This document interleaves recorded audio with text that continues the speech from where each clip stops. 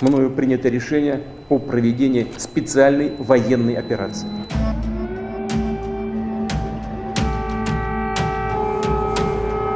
Putin called this a special military operation, but it's clear this is a full-scale invasion. Была паника, истерика, слезы. Как у нас пламя было выше дома.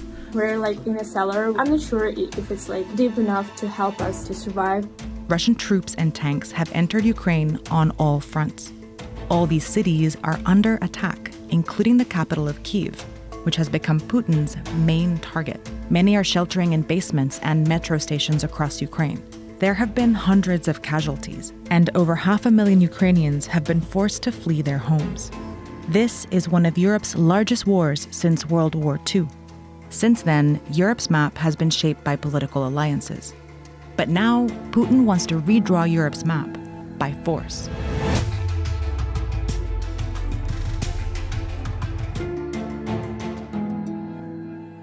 Современная Украина целиком и полностью была создана Россией. Putin has long claimed Ukraine belongs to Russia and they are one people. We're not just close neighbors, we're one nation. But Ukraine is a sovereign nation with its own language, culture, and political system. And while the two countries do have a shared history, Ukraine has fought hard for its own identity. Ukraine was part of the Russian Empire in the 18th and 19th centuries. In 1917, the Russian Revolution brought down the empire and the region spiraled into a civil war. Ukraine briefly gained independence from Russian rule, but was quickly taken over by the newly created Soviet Union as one of its first republics.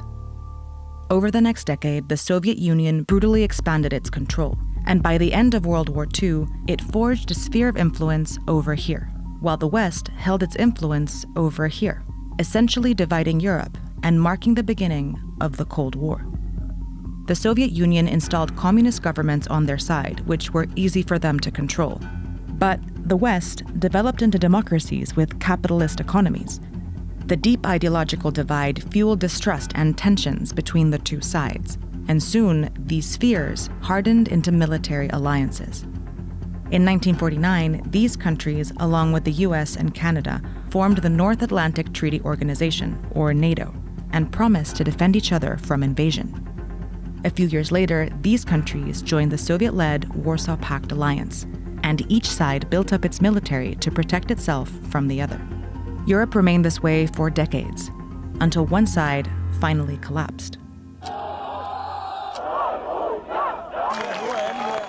By late 1991, republics like Ukraine began declaring independence from Soviet domination. The Soviet Union dissolved into 15 independent countries, including a much weaker Russia. And the Soviet sphere of influence disappeared as many countries overthrew their communist governments. Even though the Cold War ended, the alliance on the other side of Europe was still going strong. In fact, it was expanding. In 1999, Poland, Hungary, and the Czech Republic joined NATO. In 2004, 7 more countries joined.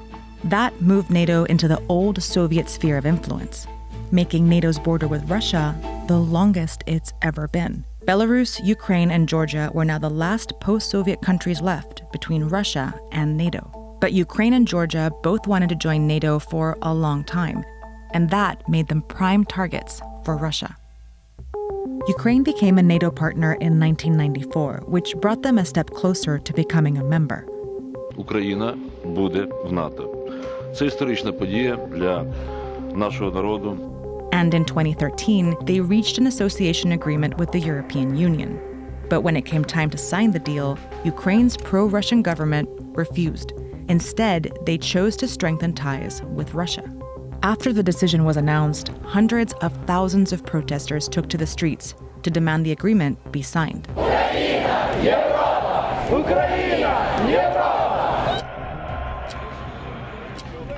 After months of peaceful protests, the Ukrainian president cracked down and killed more than 100 people, sparking more protests, which eventually drove the president out of office and the country.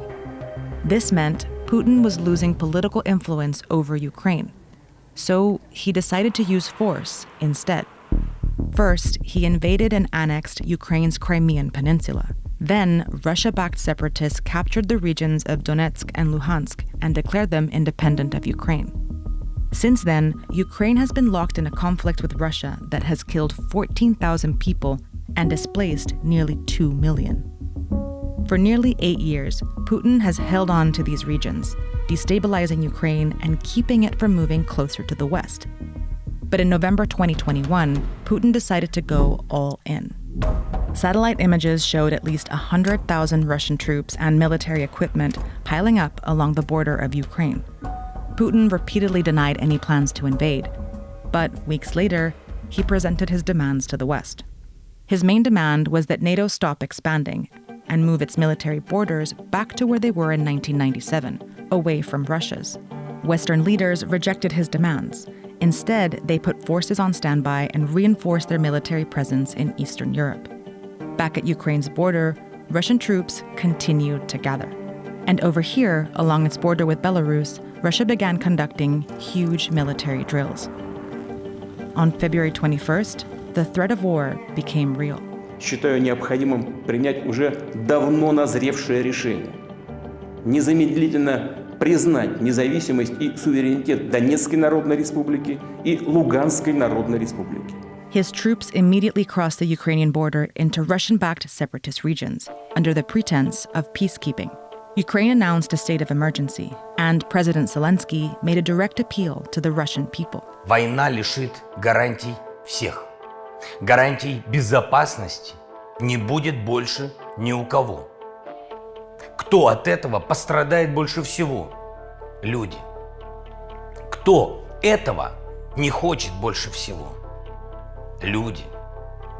Кто может этого не допустить? Люди. Hours later, on February 24th, Putin launched a full-scale invasion in Ukraine. Специальной военной операции. World leaders have spoken out against Russia's invasion. We condemn this barbaric attack and the cynical arguments to justify it. This hideous and barbaric venture of Vladimir Putin must end in failure. Putin chose this war, and now he and his country will bear the consequences. Anti-war protests have broken out around the world, including in Russia, despite the risk of arrest. Neighboring nations have opened their borders as hundreds of thousands of Ukrainians attempt to flee. NATO's response force has been activated for the first time in history, and the US has sent additional troops to Eastern Europe. But in many ways, the world is treading carefully. Putin controls the world's largest arsenal of nuclear weapons and has already threatened anyone who might interfere. Кто бы ни пытался помешать нам, должны знать, что ответ России будет незамедлительным и приведет вас к таким последствиям, с которыми вы в своей истории еще никогда не сталкивались. So countries around the world are imposing some of the harshest economic sanctions to slow Putin down and sending tons of military aid to support Ukraine. For now, Russian forces keep pushing deeper, but Ukraine is fighting back. Захищаємо нашу незалежність, нашу державу. І так буде й далі.